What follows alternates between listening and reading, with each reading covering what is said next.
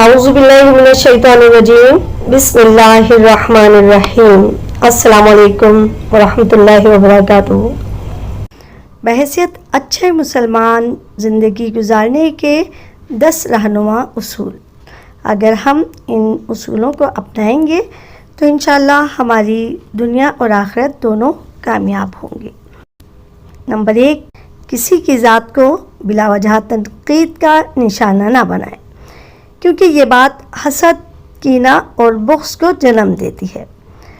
मुसलमान की बुराई की मिसाल ऐसी है कि जैसे खूबसूरत शहज़ादे पर कोई दाग है, बज़ाते खुद शहज़ादे को बुरा नहीं कहा जा सकता है। जब वो इस दाग को धो लेगा तो साफ़ व शफ़ाफ़ हो जाएगा।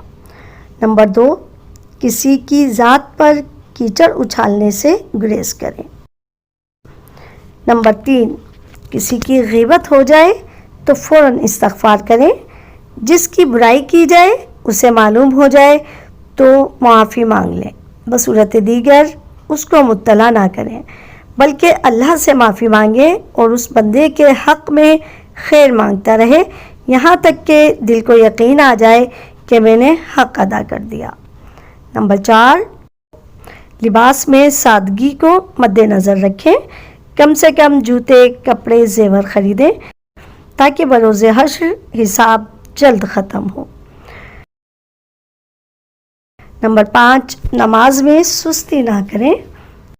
नवाफिल का एहतमाम करें कि क़यामत को फ़राइज़ की कमी निफलों से पूरा किया जाएगा। तिलावत को मामूल बनाएं। कब्र, मौत और आखिरत को कसरत से याद करें।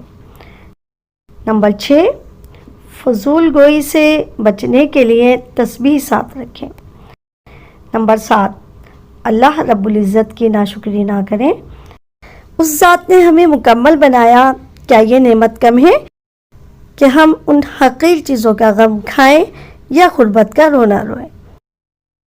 नंबर 8, अल्लाह की राह में वक्तन फ़वक्तन कुछ ना कुछ देती रहा करें, दुनिया से रग़बत कम होगी।